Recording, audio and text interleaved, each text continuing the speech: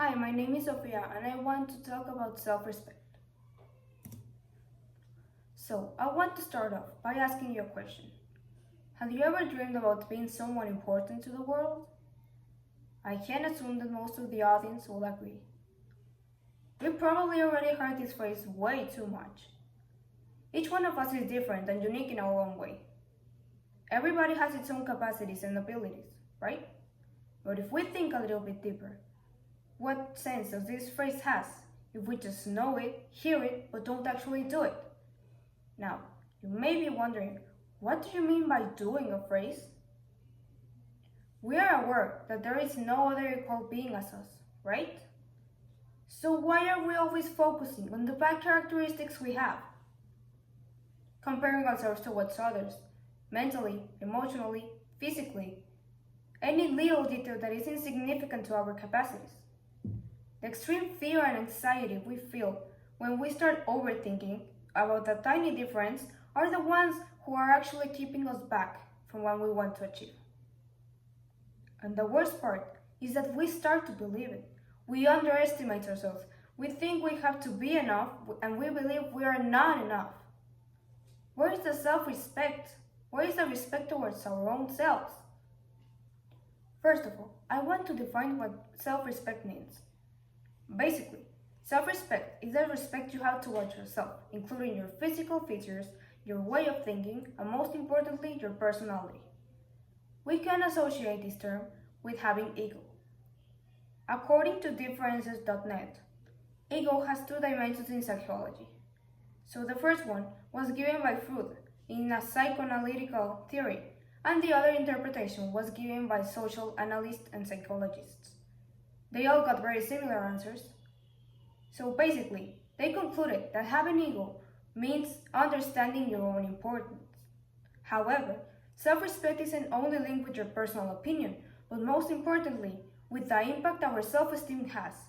To criticism, when someone makes any aggressive comment to make us feel humiliated, criticized, or even insecure. According to sitecentral.com, psychologists prove that low self-esteem is even considered as a thinking disorder, in which an individual views him or herself as inadequate, unlovable, or even incompetent. Sometimes we encounter with this situation so much that we start to believe, and this is a very dangerous mindset, because once you rely on other criticism, your mind can be so powerful that it can even create physical distortions that don't really exist. So, I consider that there are four main points or things that can affect our self-esteem, which we can abbreviate to the 4 P's. The first one is perspiration, the attitude towards fear and anxiety. The second, peers, the comparison we have towards others. The third, parents, the support we get to our families. And the last one, performance, generally in academic or in career ways. Based on the research I made on the studies shown on the tribeglower.com, which are being related with the functioning of emotions in the brain, these were the aspects in which most people, and especially teenagers, were mostly affected by. Now, the 4 P's wouldn't be a problem if everyone has a chance to have them all. Many people, unfortunately, don't have the support on all of these areas. For example, how many of you have experienced a heartbreak? Where we can react in 2 ways.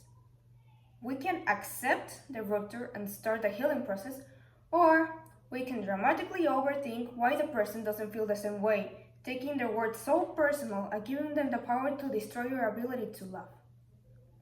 Love occurs as commonly as separations, and it's confirmed that they leave a scar in your heart.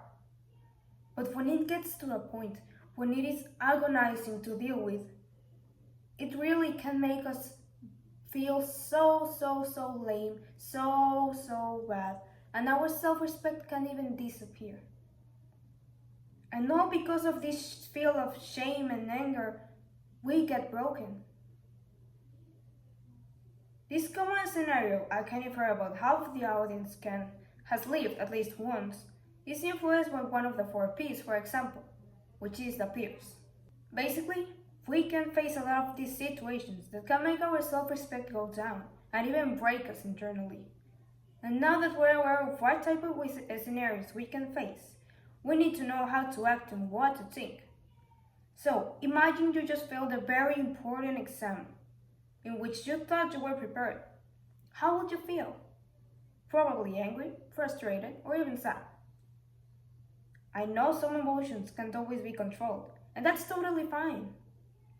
But in these type of situations, we need to remember that no one is perfect, and that a failure can lead to success. And what if your friend didn't even study and passed? Or what if you were the only one that failed? Does that even matter? Everyone has their area of opportunity. Each one of us has different capacities. So next time, you should be kind to yourself, and instead of overthinking, give it another try, and celebrate that you were actually putting your best. You were persevering to pass the test. You should start to focus on what to change and celebrate your small successes. Challenge and motivate yourself. We have the ability of creating and accomplishing what we want. So let's start taking all the opportunities and grow as a person. Trying your best to have a positive mindset can really help you in every way, and most importantly in your for peace. You may be having a hard time in your family, you may not be the best at school, you may not even have friends, but you know what? I believe in you, and I know that if you put in a lot of effort in everything you do, and you always give your best, you will feel secure, and your self-respect will be very high. And you know what? No one can take that from you. Because when you have a positive mindset and find a fun way of life, once you turn back, you can see how much you've grown, how far you have gone. And believe me, that is the best feeling we can feel. That is the best thing that we can do to help ourselves and our self-respect.